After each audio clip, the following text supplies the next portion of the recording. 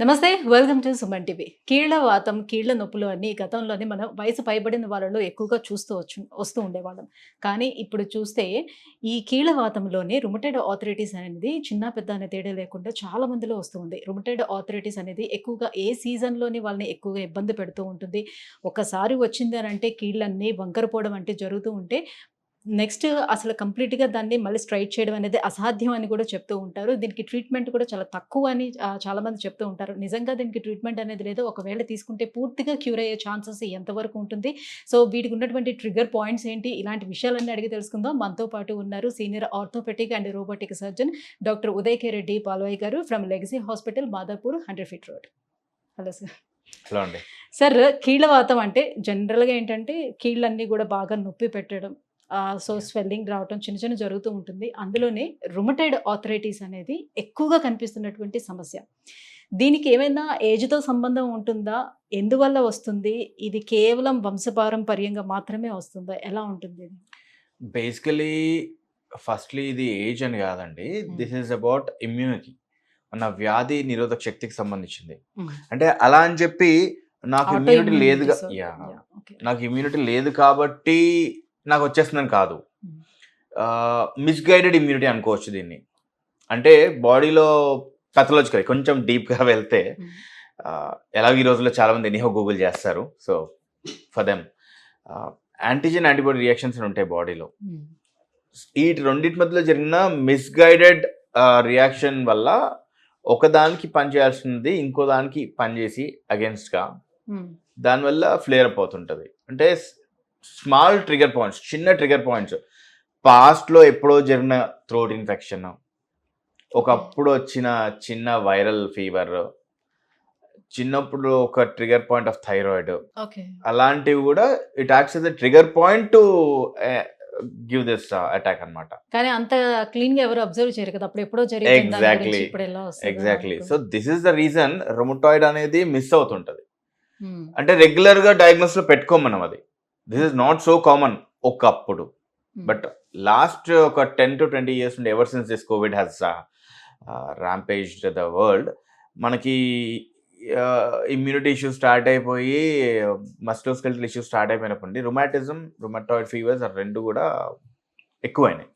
హ్మ్. అండ్ అంటే along that normal arthritis తోటి కంపేర్ చేసేటప్పుడు ఈ రుమటైడ్ ఆర్థరైటిస్ అనేది ఎలా డిఫరెంట్‌గా ఉంటుంది? యాహ్! పేషెంట్‌కి పర్సేగా తెలీదండి. అంటే అన్ని కీళ్ళ నొప్పుల్లాగానే అనిపిస్తది. హ్మ్. బట్ దీంట్లో కొన్ని పర్టిక్యులర్ ఫీచర్స్ ఉంటాయి. ఏంటంటే చేతి వేళ్ళు ఉంటాయనుకోండి. ఓకే. ఈ చిన్న జాయింట్స్ ఉంటాయి గదా! హ్మ్. ఈ చిన్న జాయింట్స్‌లో బిగుసుకుపోయినట్టు అనిపించడం, ఈ మూవ్‌మెంట్ కష్టం అనిపించడం, ఈ జాయింట్స్‌లో వేడి, నొప్పి, హ్మ్. ఏదైనా పట్టుకోవాలంటే గ్రిప్ రాకపోవడం, అండ్ మెయిన్‌లీ పొద్దున్న లెగంగానే ఎక్కువుంటది. ఆల్మోస్ట్ ఒక హాఫ్ అన్ అవర్ వరకు వాళ్ళు ఏంట్రా ఇది ఇదంతా ఇలా ఇలా ఇలా అనుకుంటూ ఉంటే హ్యాండ్స్, ఫింగర్స్ అంతా ఈజ్ అవుతా ఉంటాయి. Okay. Typically as the days start వాళ్ళకి మిజరీ ఎక్కువ ఉంటది. అండ్ అది కొన్ని మంత్స్ తరబడి ఉంటది. Okay. That is the hint అన్నమాట. సి దిస్ ఈజ్ ఇట్ అని కాదు. That is one kind of hint. Hmm. And early age లో arthritis, that is another hint.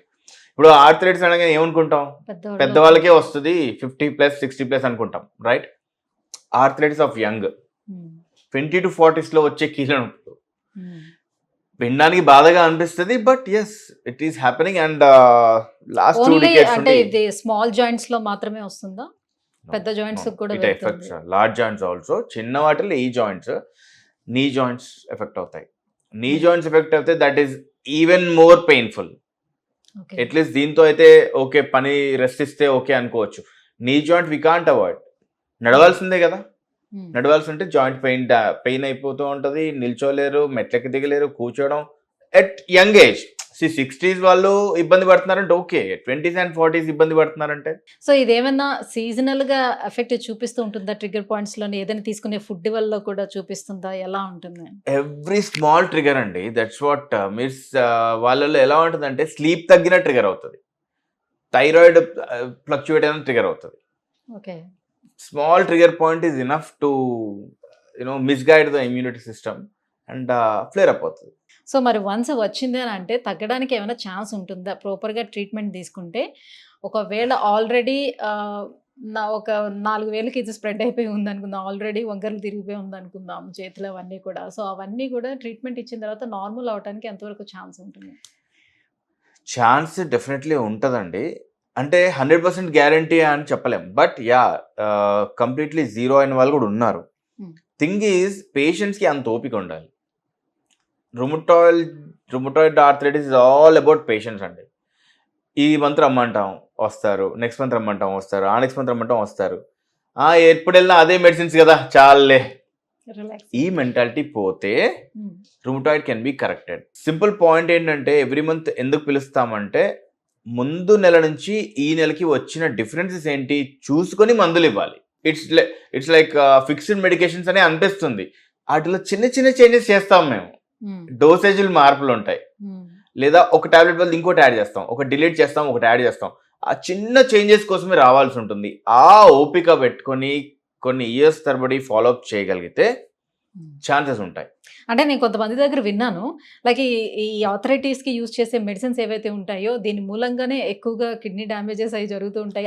ఆ మెడిసిన్ ఎక్కువ తీసుకోవడం వల్ల ప్రాబ్లమ్ అవుతుంది. అందుకే మేము ఆపేస్తున్నాం అని చెప్పేవాళ్ళు ఉంటారు. నిజమేనా? కత్తి డబుల్ ఎడ్జ్ అండి. హ్మ్.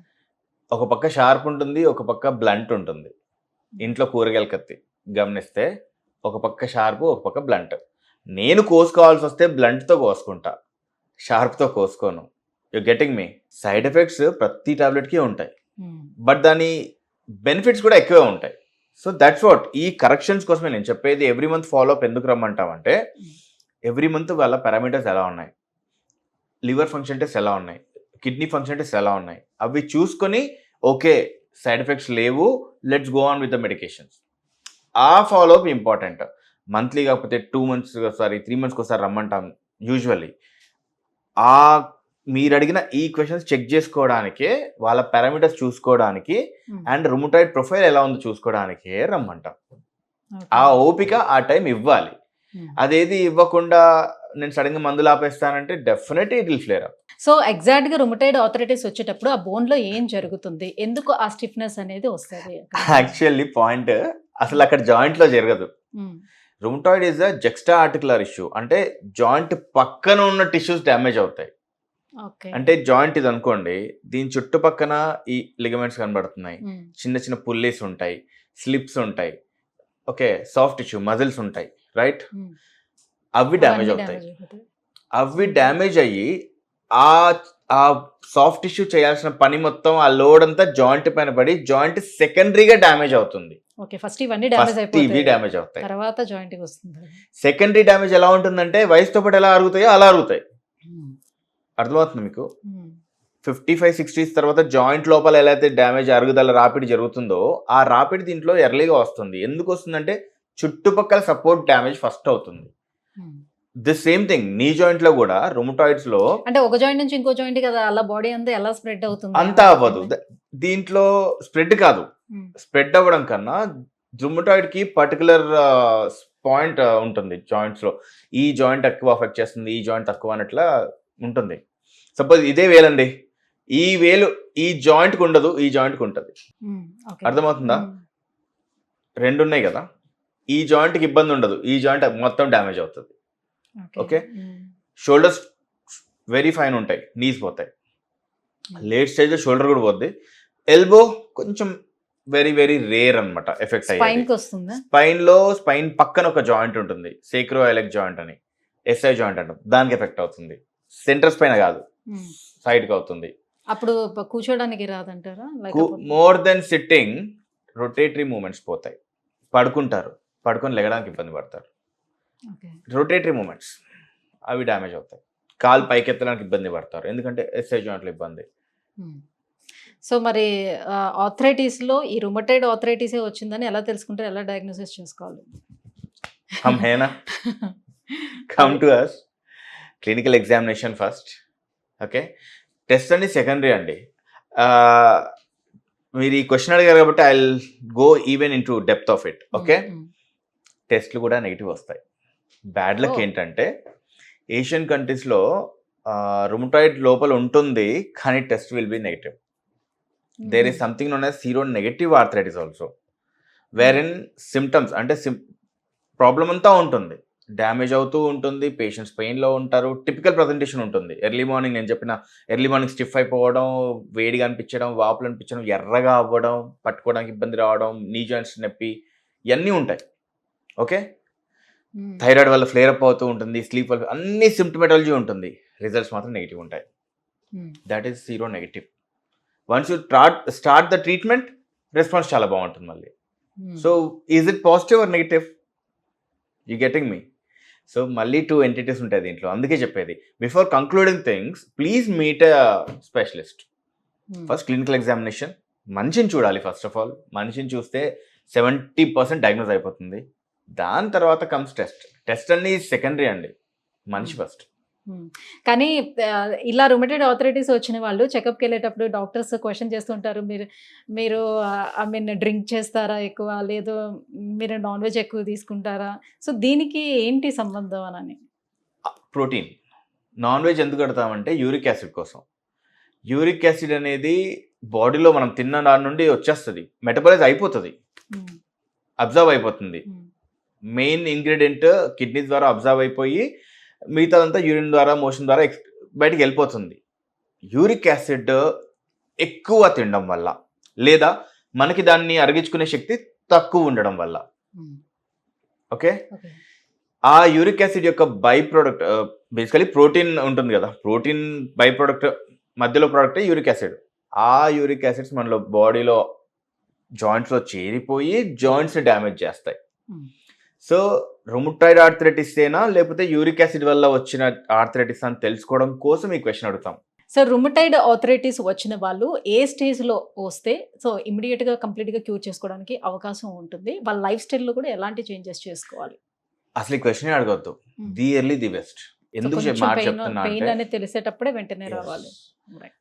చాలా కామన్గా మెయిన్లీ మీరు అడిగింది విలేజెస్లో డిస్ట్రిక్ట్లో ఆడవాళ్ళు ఎక్కువ జరుగుతుంది. హ్మ్. అంటే హోమ్ మేకర్స్ ఏం చేస్తారంటే చిన్న నొప్పే కదా, నేను పని చేయడం వల్ల వచ్చింది, చిన్న నొప్పే కదా డోలో వేసుకుంటే తగ్గిపోతుంది, చిన్న నొప్పే కదా రెస్ట్ తీసుకుంటే తగ్గిపోతుంది, వాటర్ తాగితే తగ్గిపోతుంది, ఓకే ఫైన్ తగ్గిపోతుంది, ఇట్స్ వెల్ అండ్ గుడ్. ఫార్మసీలో 10 రూపాయల టాబ్లెట్ ఇస్తే తగ్గిపోతుంది, ఫెయిర్ ఎనఫ్. బట్ పెథాలజీ తగ్గదుగా. పెయిన్ అనేది ఏంటి? బయటికి కనిపించేది. పెయిన్ ఈజ్ గుడ్ అండి. బేసికలీ పెయిన్ అనేది తప్పుగా తీసుకుంటారు. లోపల ఏదో లోపల జరుగుతుంది ప్రాబ్లం అని ఉందని చెప్తుంది. చెప్పేదే కదా పెయిన్. హ్మ్. పెయినే లేకపోతే లోపల క్యాన్సర్ ఉన్నా పట్టించుకోము, అవును. రైట్? హ్మ్. ఒక మంచి సిమ్టమ్ని మనం ముసుగేస్తున్నాం. పెయిన్ ఎందుకు వచ్చిందో తెలుసుకోండి. హ్మ్. తెలుసుకున్నాక యూ కెన్ రిలాక్స్. హ్మ్. ఇది మెయిన్లీ డిస్ట్రిక్ట్స్లలో 20 to 40 హౌస్ వైఫ్స్ అంటే హోమ్ మేకర్స్లో ఎక్కువగా కనబడుతుంటుంది. So any minimal doubt, any చిన్న క్వశ్చన్, ఏదో తేడాగా ఉంది, నా మూమెంట్స్లో తేడాలు వస్తున్నాయి, చేతులు స్టిఫ్ అవుతున్నాయి, ఎర్లీ మార్నింగ్ లెగంగానే బరువు ఎత్తలేకపోతున్నాను, ఎర్లీ మార్నింగ్ బాడీలో డల్నెస్ ఉంటుంది, థైరాయిడ్ ఉంది నాకు, థైరాయిడ్ ఫ్లేర్ అప్ అయిందంటే ఈ జాయింట్ పెయిన్స్ అవుతున్నాయి, ఇది థైరాయిడ్ వల్ల రుమటాయిడ్ వల్ల. తెలుసుకోవాలి. పాయింట్ ఏంటంటే both go hand in hand. హ్మ్. హ్మ్. అది ఉందంటే ఇది పెరుగుతుంటుంది, హ్మ్. ఇది అది స్టిమ్యులేట్ చేస్తుంటుంది. సో బోత్ అది ఒకటి ఉంటుంది. అండ్ రూమటాయిడ్ పెయిన్సా థైరాయిడ్ పెయిన్సా జస్ట్ తెలుసుకోండి. తెలుసుకొని ట్రీట్మెంట్ స్టార్ట్ చేసుకుని అప్పుడు రిలాక్స్ అవ్వండి, ఇంట్లో రిలాక్స్ అవ్వండి, ఓకే.